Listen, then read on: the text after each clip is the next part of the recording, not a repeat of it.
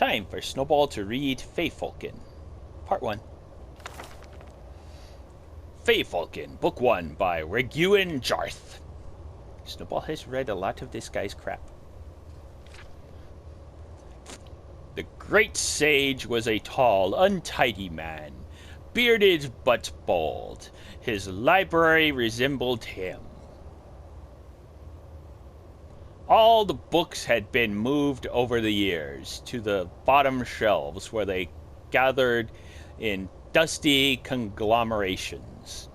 He used several of his books in his current lecture, explaining to his students Taksim and von Goldak,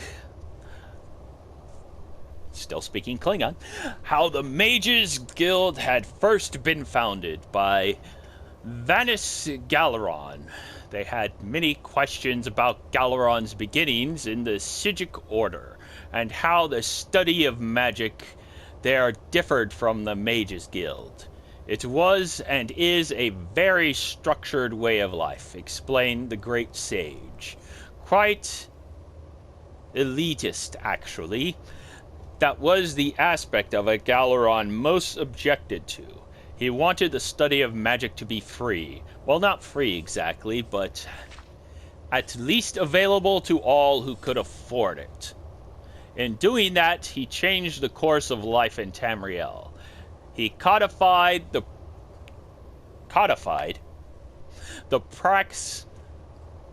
praxes and rituals used by all modern potion makers, item markers, and spell makers. Didn't he, great sage? Asked Volgudak. That was only part of it. Magic as we know it today comes from Vanis Galeron. He restructured the schools to be understandable by the masses. He invented the tools of alchemy and enchanting, so everyone could concoct whatever they wanted, whatever their skills and purse would allow them to, without fears of magical backfire. Well, eventually he created that. What do you mean, great sage? Asked Taksim. The first tools were more automated than the ones we have today. Any layman could use them without the least understanding of the enchantment and alchemy. On the Isle of Artium, the students had to learn the skills laboriously and over many years, but Galeron decided that was another example of the Psijic's elitism. The tools he invented were like robotic master enchanters and alchemists, capable of creating anything the customer required, provided he could pay. So someone could, for example, create a sword that would cleave the world in twain, asked Volgudak. I suppose in theory, but it would probably take all the gold in the world, chuckled the great sage. No, I can't say we were ever in very great danger, but that isn't to say that there weren't a few unfortunate incidents where the unschooled yokel invented something beyond his ken. Eventually, of course, Galeron tore apart his old tools and created what we use today. It's a little elitist, requiring that people know what they're doing before they do it, but remarkably practical. What did people invent? Asked Taksim. Are there any stories? You're trying to distract me so I don't test you, says the great sage, but I suppose I can tell you one story just to illustrate the point. This particular tale takes place in the city of Alinor, on the west coast of Somerset Isle, and concerns a scribe named Tharbad. This was in the Second Era, not long after Vanis Galeron had first founded the Mages Guild, and chapter houses had sprung up all over Somerset, though not yet spread to the mainland of Tamriel. For 5 years this scribe, Tharbad, had concocted all his correspondence to the outside world by way of his messenger boy, Gorgos. For the first year of his adoption of the hermit life, or all of a sudden he's a hermit. For the first year of his adoption of the hermit life, his few remaining friends and family of his dead wife, truth be told, had tried visiting, but even the most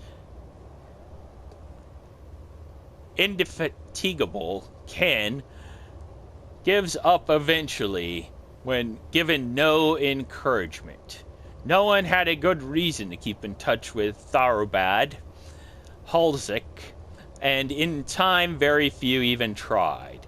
His sister-in-law sent him the occasional letter with news of people he could barely remember, but even that communication was rare. Most of the messages to and from his house dealt with his business, writing the weekly proclamation from the temple of Ariel. Okay. These were bulletins nailed on the temple door, community news, sermons, that sort of thing. Snowball hasn't seen a mermaid yet, so who is Ariel? The first message Gargos brought him that day was from his healer, reminding him that his appointment on Turdus, Tharbad, took a while to write his response. Glum and affirmative, he had the crimson plague, which he was being treated for at considerable expense. You have to remember, these were the days before the School of Restoration had become quite so specialized. It was a dreadful disease and had taken away his voice box. That was why he only communicated by script.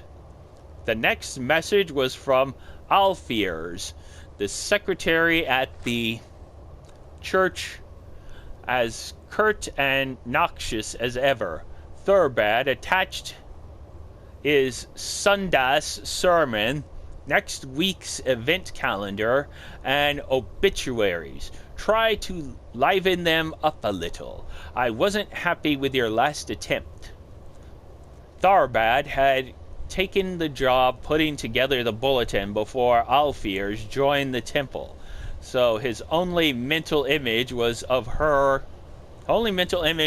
was purely theoretical and had evolved over time. At first he thought of Alfiers as an ugly fat slotus covered with warts. More recently she had mutated into a rail-thin spinster's orchis. Of course, it was possible his clairvoyance was accurate and she had just lost weight. Whatever Alfiers looked like, her attitude towards Tharbad was clear, unwavering disdain. She hated his sense of humor, always found the most minor of misspellings, and considered his structure and calligraphy the worst kind of amateurish work. Luckily, working for a temple was the next most secure job to working for the good king of Alinor. It didn't bring in very much money, but his expenses were minimal. The truth was, he didn't need to do it anymore. He had quite a fortune stashed away, but he didn't have anything else to occupy his days, and the truth was further that having little else to occupy his time and thoughts, the bulletin was very important to him. Gargos, having delivered all the messages, began to clean, and as he did so, he told Thurbad all the news in town. The boy always did so, and Thurbad seldom paid him for any attention, but this time he had an interesting report. The Mages Guild had come to Alinor. As Thurbad listened intently, Gargos told him all about the guild, the remarkable Archmagister, and the incredible tools of alchemy and enchanting. Finally, when the lad had finished, Thoroughbad scribbled a quick note and handed it and a quill to Gargos. The note read, "Have them enchant this quill." "It will be expensive," said Gargos. Thoroughbad gave Gargos a sizable chunk of the thousands of gold pieces he had saved over the years and sent him out the door. Now Thoroughbad decided he would finally have the ability to impress Alfiers and bring glory to the Temple of Ariel. The way I've heard the story, Gargos had thought about taking the gold and leaving Alinor, but he had come to care for poor old Thoroughbad, and even more he hated Alifers, who he had to see every day to get his messages for his master.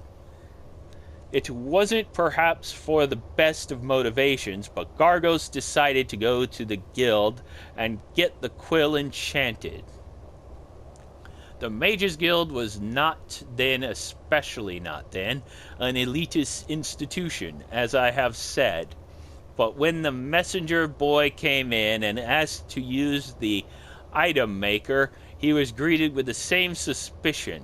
When he showed the bag of gold, the attitude melted and he was ushered in the room.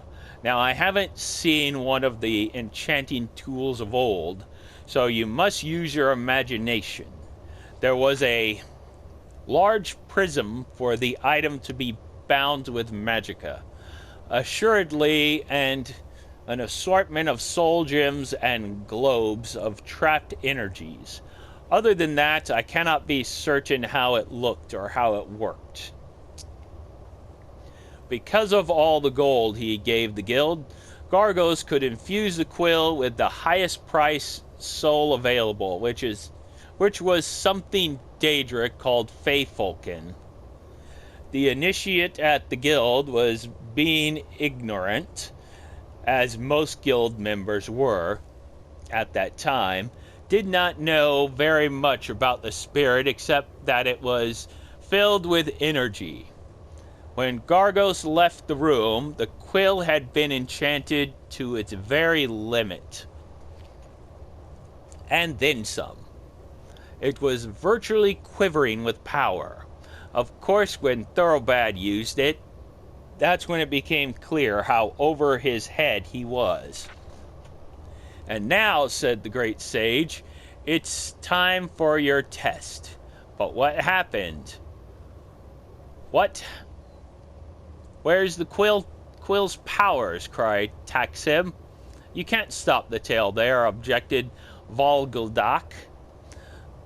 "We will continue the tale after your conjuration test, provided you both perform exceptionally well," said the great sage. Snowball thinks they performed well because there's another book in the series. Have a good day. Bye-bye.